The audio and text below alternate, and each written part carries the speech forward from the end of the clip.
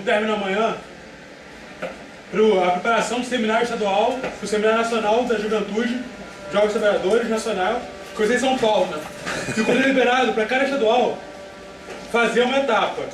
Nossa etapa vai começar hoje com a mesa de abertura sobre neoliberalismo, precarização do emprego, sindicalismo e juventude, crise e perspectiva. O trabalho dos Jovens Trabalhadores, Núcleo Eliseu Alves, que representa, não começou hoje. As etapas preparatórias vêm ocorrendo no torno desse ano, do ano passado, desse ano também, com o intuito de tentar dar uma organização efetiva para os trabalhadores precarizados, que nós temos como prioridade para a organização para esse ano e para a organização, né, para a JC como um todo. Então, para dar início aos trabalhos, eu gostaria de chamar para a mesa o camarada do Comitê Central, Irã Rueda. Uma salva de palmas, pessoal.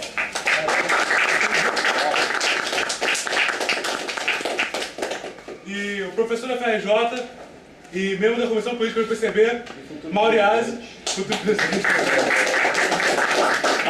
Vai começar com a mesa do Irã, depois passará por mim, que vai falar da JC da organização.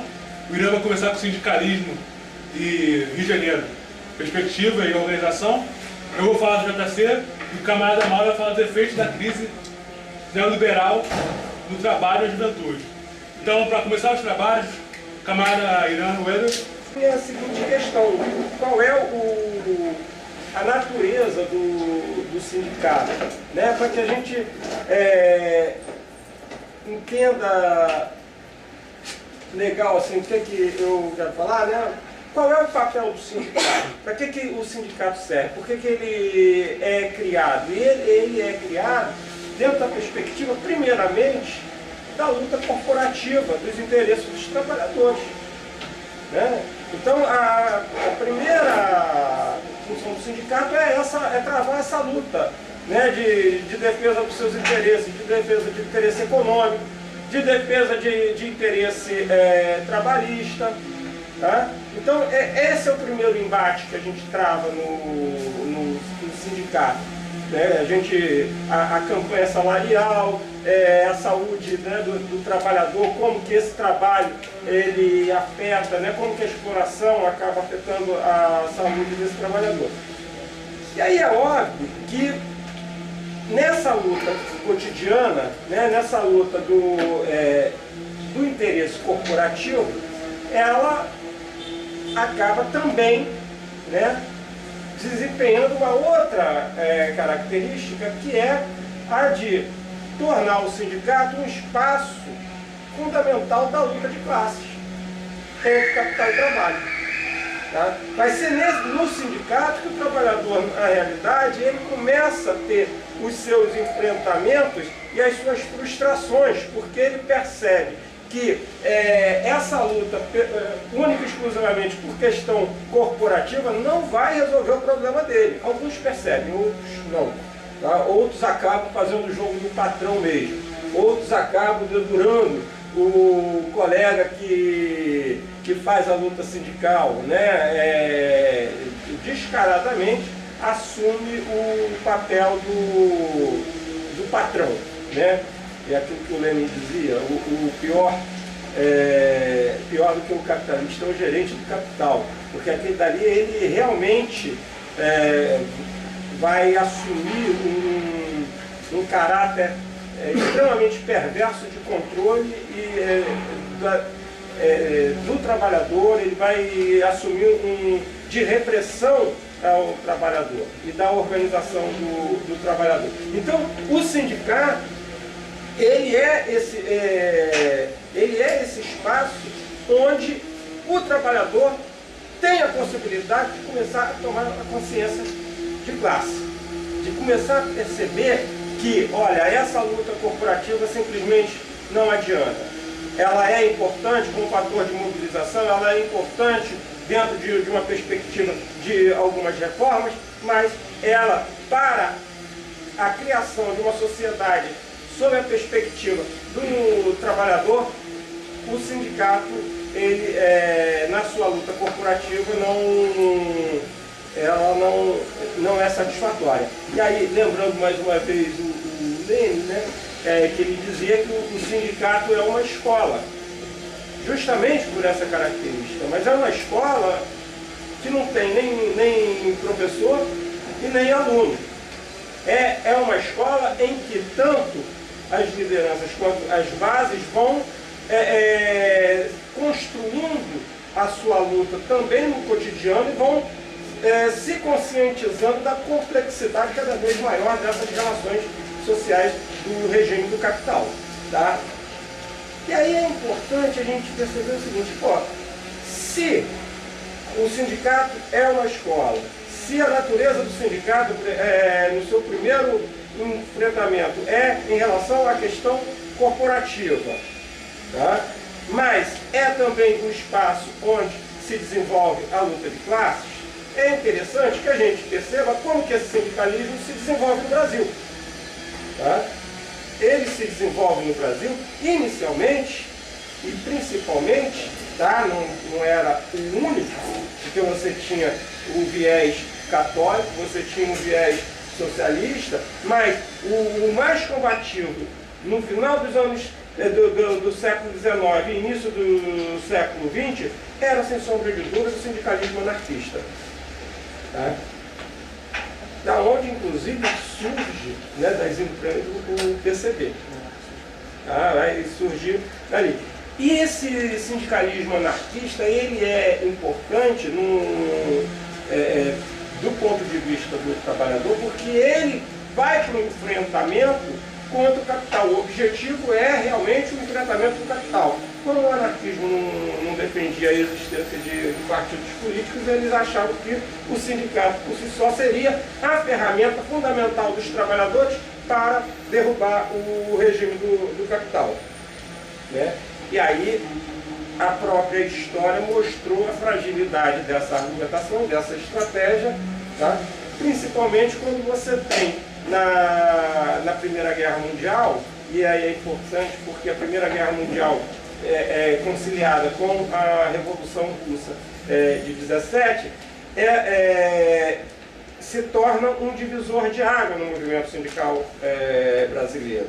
Por quê? Porque você tem, primeiramente, um crescimento do setor industrial, por consequência, um crescimento de duas grandes cidades dentro do aspecto industrial, que é Rio de Janeiro e São Paulo, onde você vai ter as grandes greves operárias em São Paulo, né, em 17, 18 e tal. Então você tem ali um enfrentamento. E por que é um divisor de águas também? Porque quando ocorre a Revolução Russa, e até chegar, as notícias aqui, porque naquela época demorava um pouco, né, e não só demorava chegar a notícia da primeira Revolução socialista, da primeira Revolução dos trabalhadores, numa perspectiva científica de uma organização de uma nova sociedade, portanto, de um novo Estado.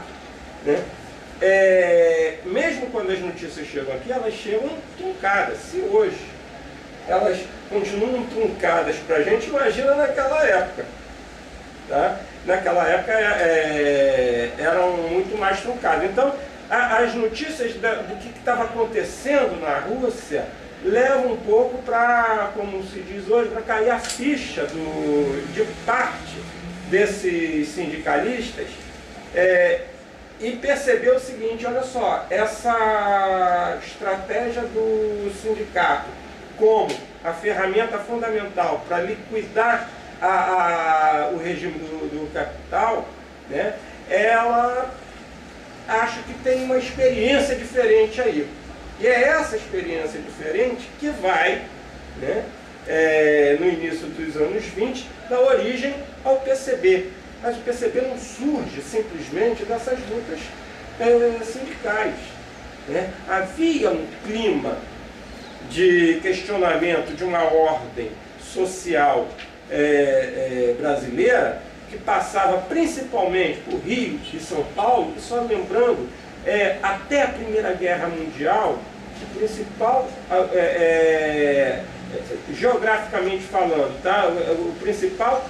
A principal região industrial do país era o Rio de Janeiro. Você vai ter aí a maior concentração de operários, você vai ter aí as maiores indústrias, tá?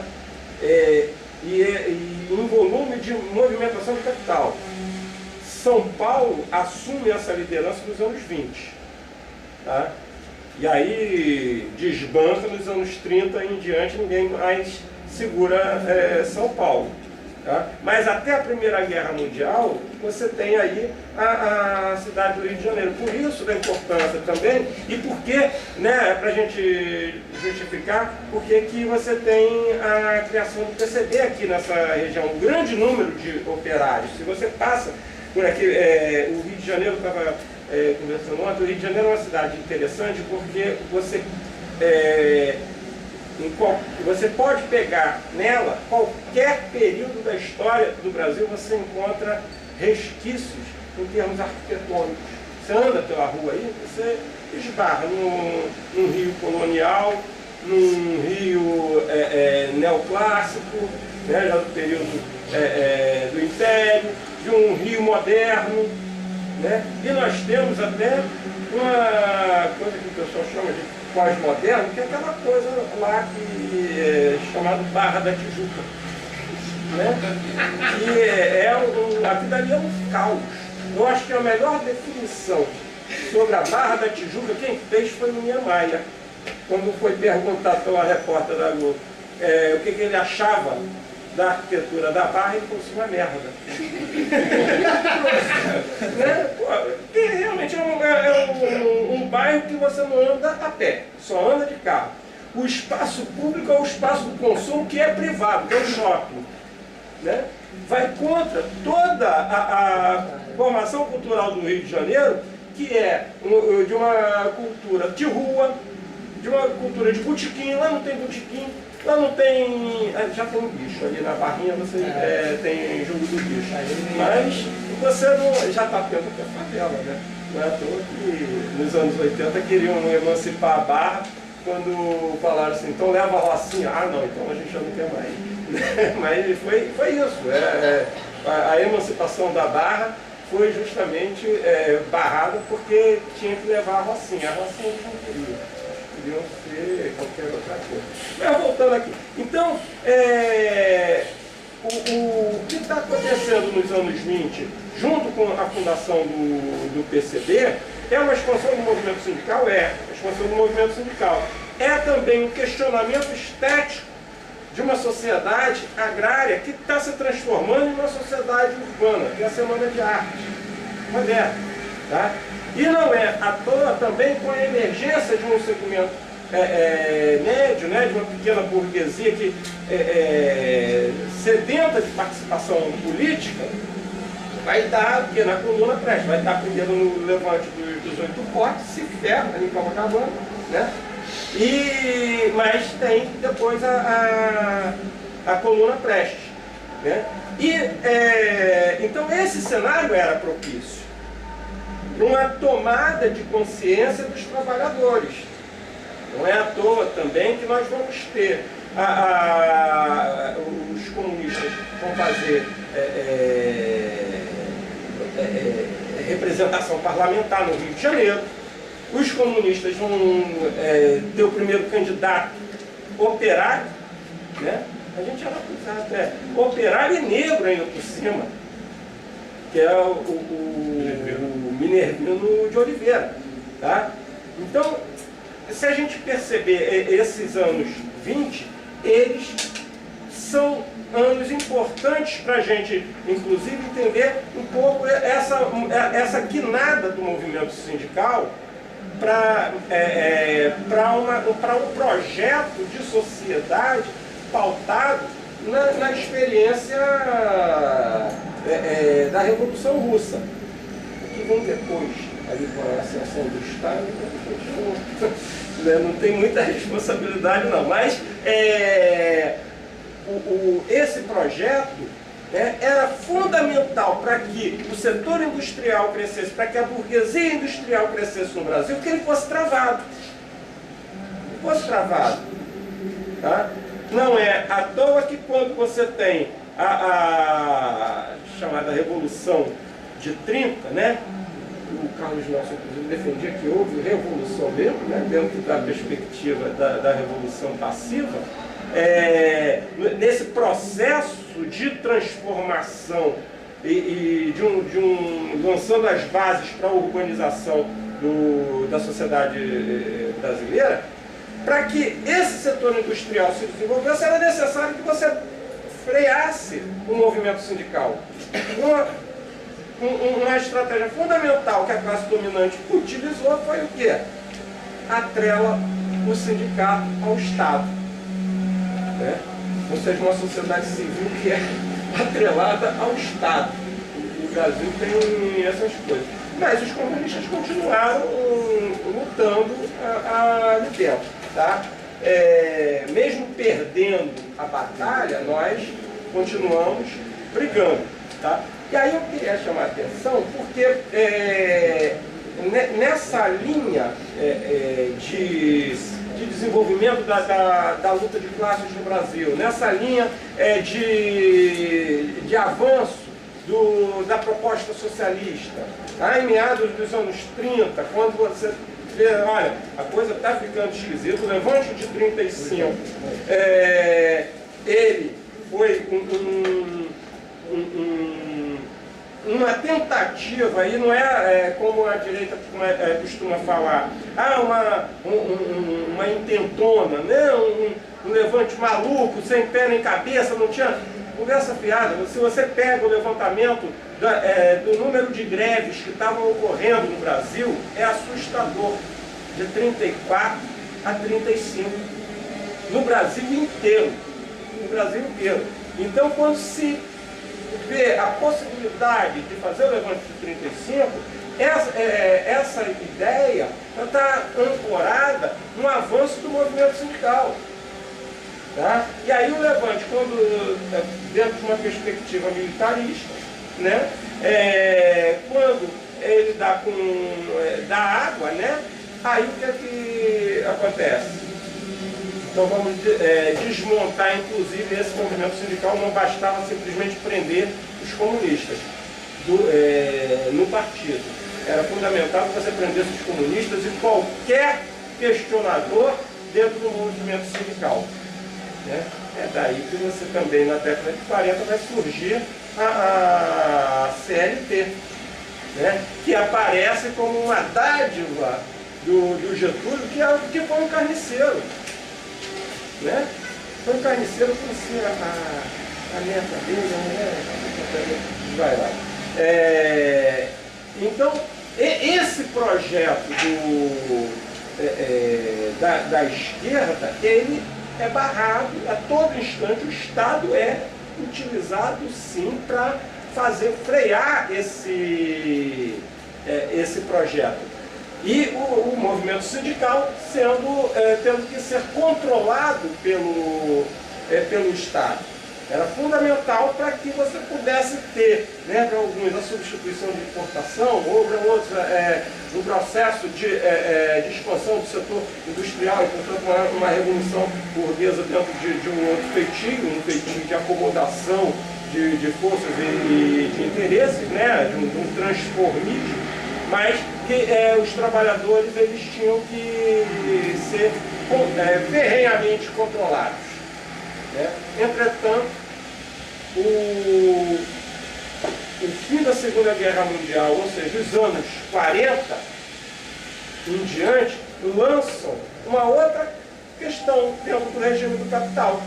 Lança o quê? Lança, primeiro, uma mudança de eixo dinâmico do capitalismo da Europa para os Estados Unidos, tá? E lança uma outra questão, que é a seguinte: dentro da perspectiva fordista, o ingresso dos trabalhadores na vida política legal, né? Acompanhado do quê? Acompanhado do processo de urbanização que você tem. Inclusive, a cidade do Rio de Janeiro é fortemente afetada dentro dessa perspectiva. O presidente Vargas aberta aí. Nos anos 50 você vai discutir o quê? A abertura da Avenida Brasil.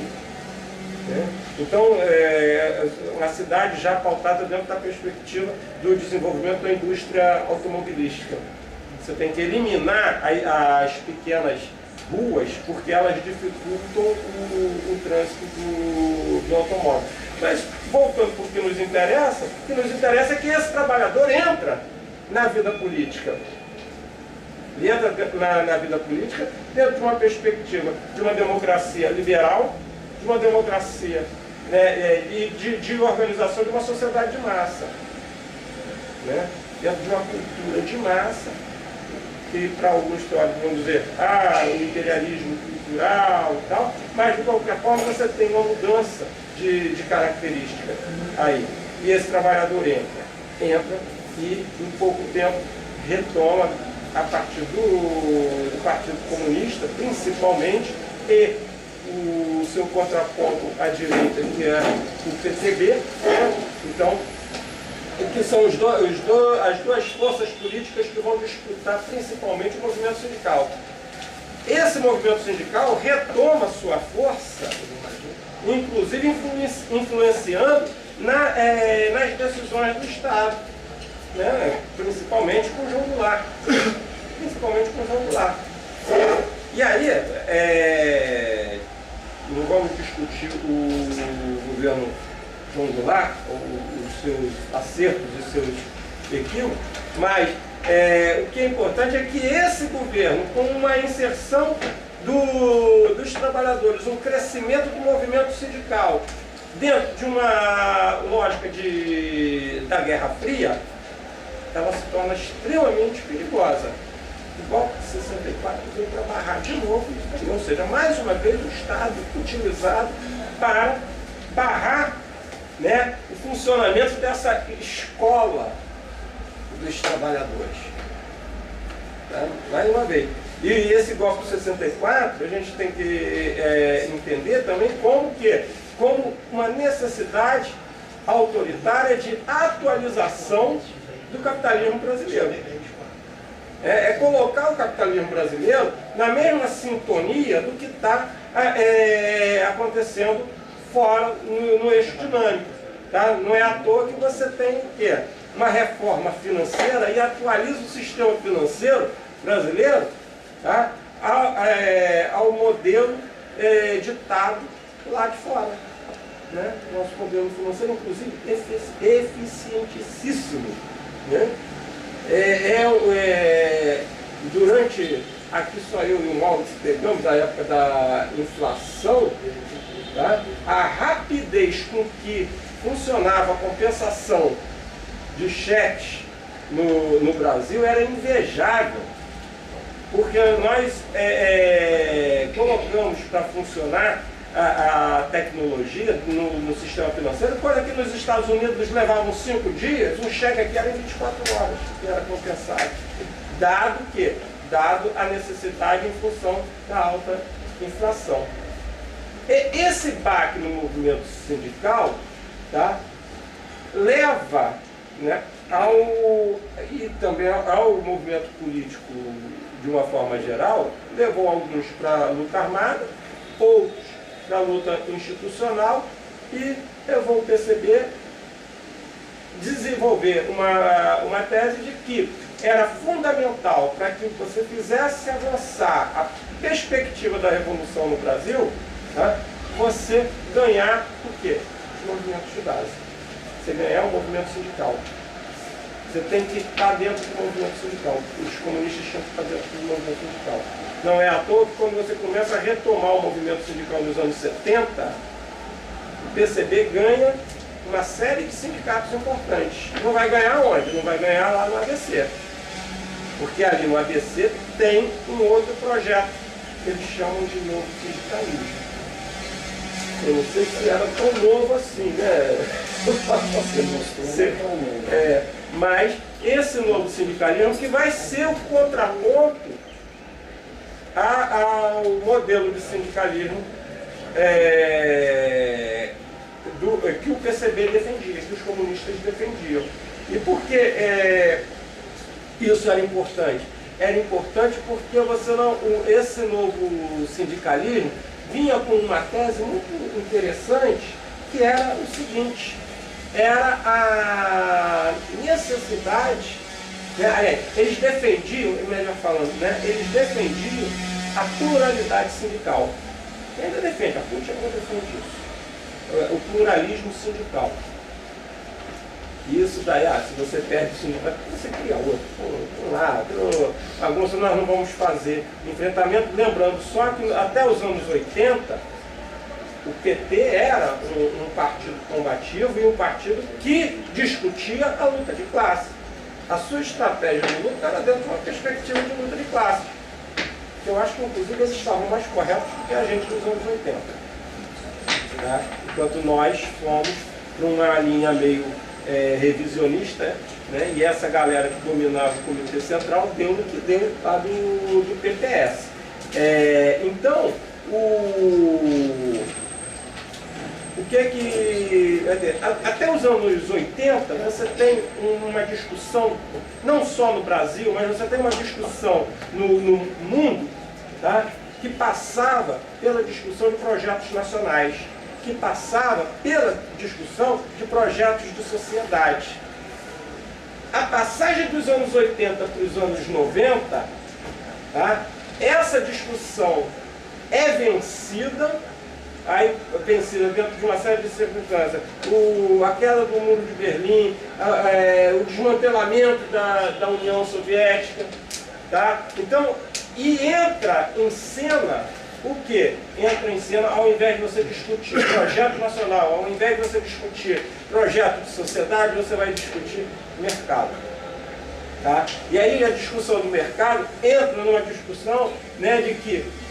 e aí você muda, a gente que trabalha na área de educação, a gente percebe isso claramente, porque você deixa de discutir valores humanistas, tá? e valores sociais e tal, para você discutir inserção no mercado de trabalho. Então você é formado tecnicamente para... eu saí da faculdade, né, para entrar no mercado de trabalho. São duas gerações formadas dentro dessa concepção. E tem o que é mais grave. Avança nos anos 90 uma concepção de sindicalismo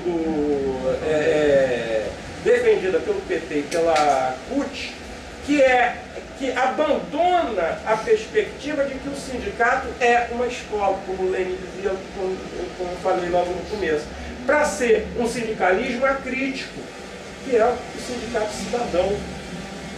É o que a gente tem. Esse sindicato cidadão se transformou num grande balcão, numa banca de advocacia, porque você, ao invés de travar a luta política, você remete a luta política para a luta jurídica. Vamos discutir dentro dos tribunais.